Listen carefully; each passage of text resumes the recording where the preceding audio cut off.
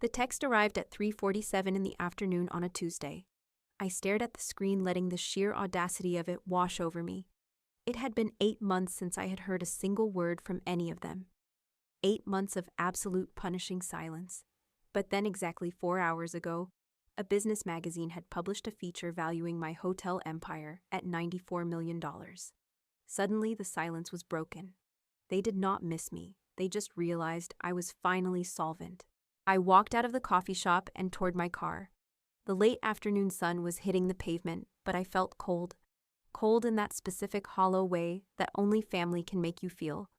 I unlocked the door of my Lucid Air, the soft click echoing in the quiet parking lot. It was a beautiful machine, sleek and powerful, purchased with the dividends of my own sweat and sleepless nights. But as I slid into the driver's seat, I was not thinking about the car. I was thinking about 8 months ago.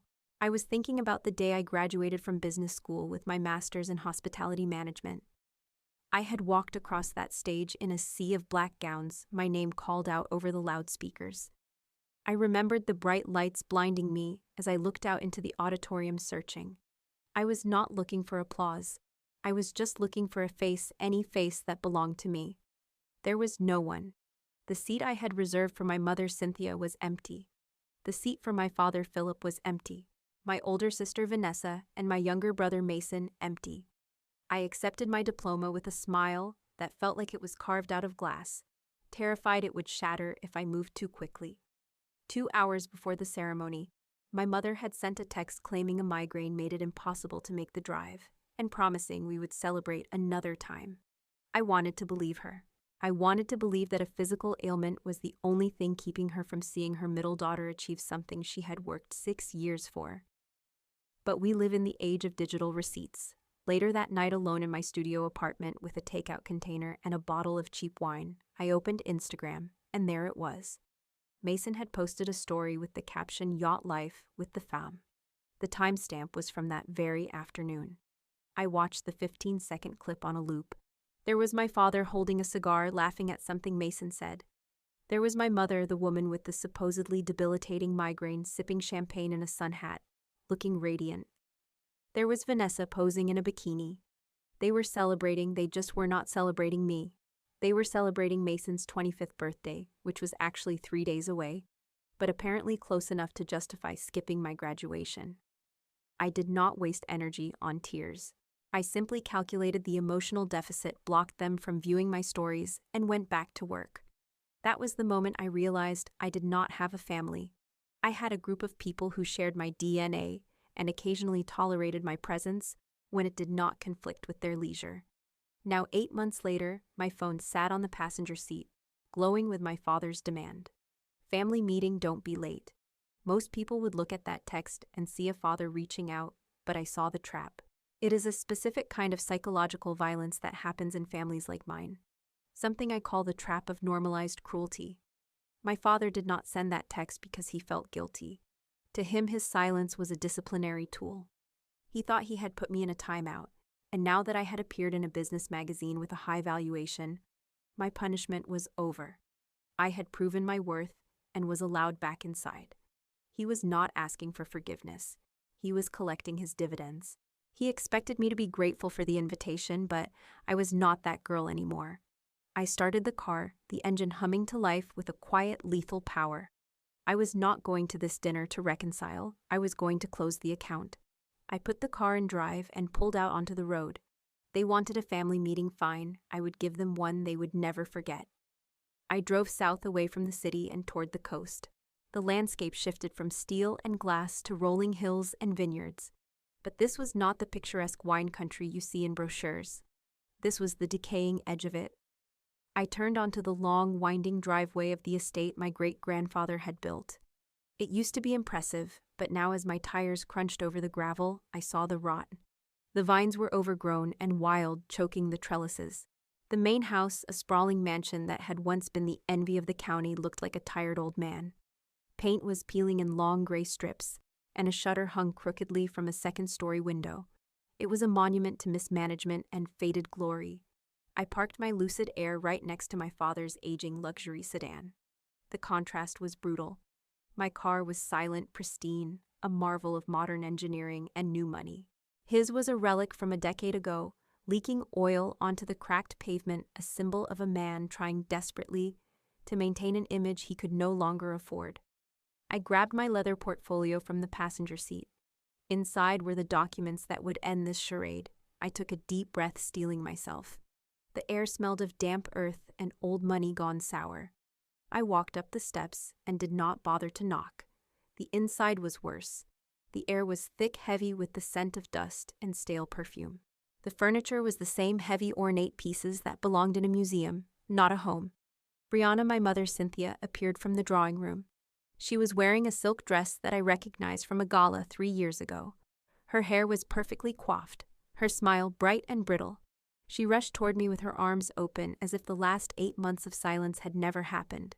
"Look at you," Cynthia gushed, pulling me into a hug that felt more like a restraint.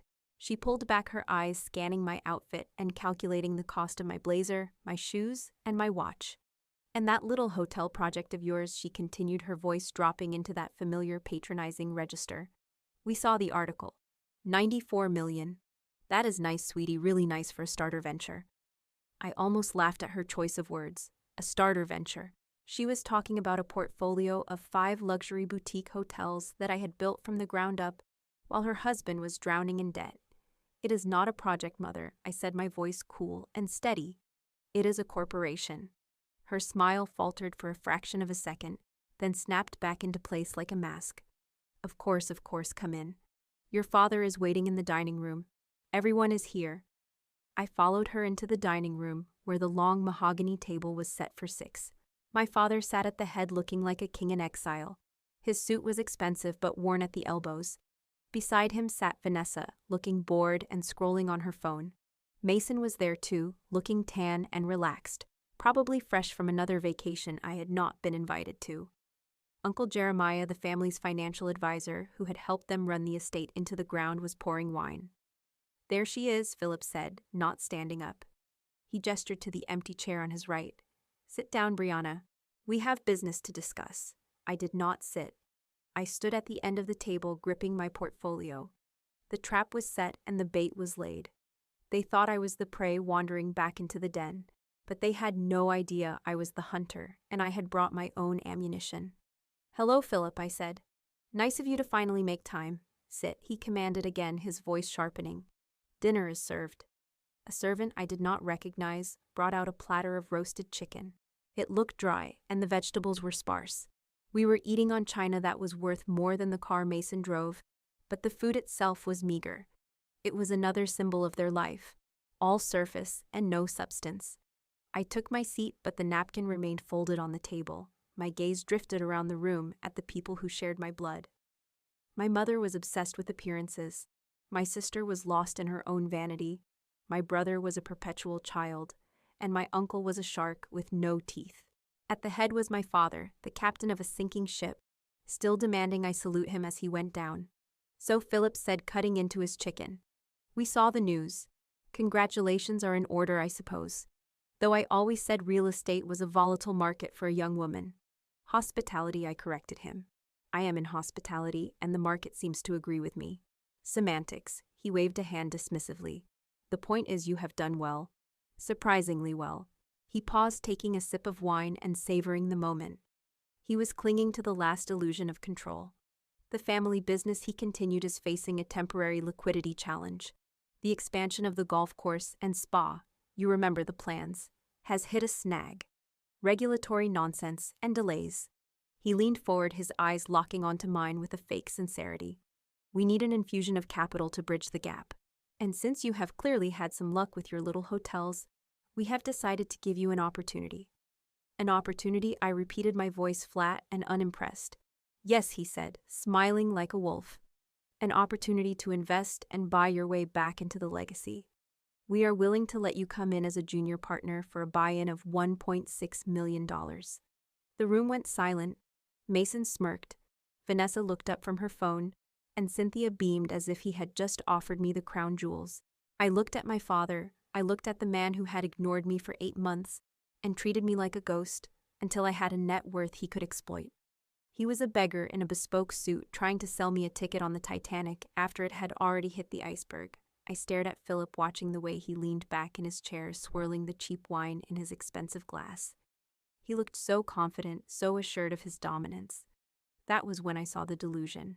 It was not just arrogance, it was a survival mechanism. He was a man standing on a crumbling foundation, pretending he was still on solid ground. I realized then that power is not about volume or who sits at the head of the table.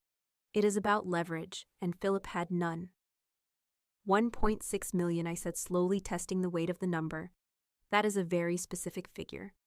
It is what the project requires, he said smoothly, for permits and materials to get the expansion moving again. Is it? I did not reach for my checkbook. Instead, I reached for my portfolio.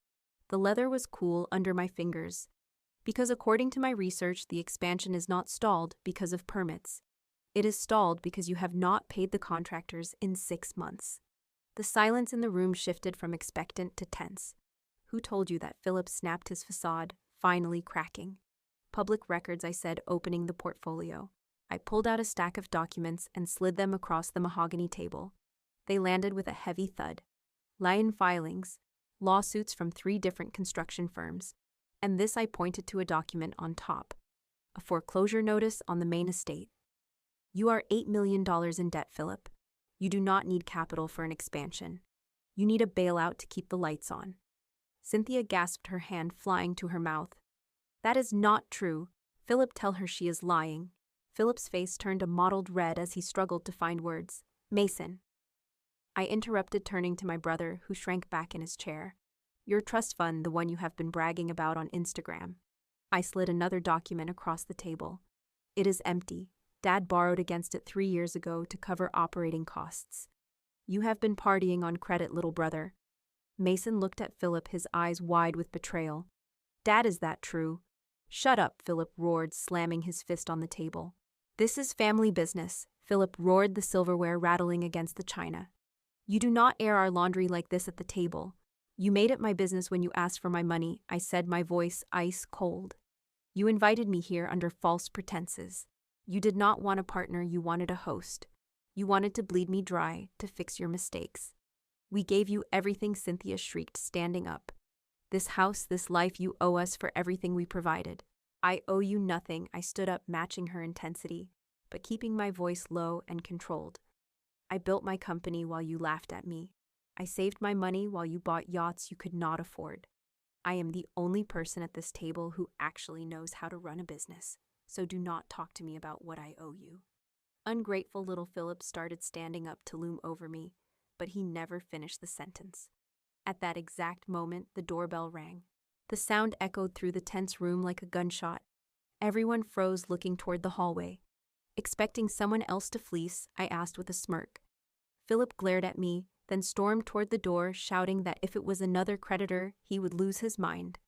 I watched him go, knowing exactly who it was. I knew the real show was just about to begin. Philip opened the front door, and a smooth professional voice floated down the hallway, looking for Miss Brianna. Philip walked back into the dining room, looking confused and annoyed, followed by a man named Miguel. Miguel was dressed in a tailored suit that cost more than the furniture and was carrying a slim briefcase. He looked around, taking in the half-eaten chicken and the red faces without blinking. Hello, Miguel, I said, right on time. I looked at my family, who were now confused and scared. Philip, Cynthia, I said, this is Miguel. He is my broker for the purchase I finalized today. Broker Mason asked, his voice cracking. For the purchase I finalized today, I said. I turned to Miguel and asked if he had the papers. Right here, Miguel said, opening his briefcase and pulling out a thick document bound in blue paper. I picked it up and turned to my father.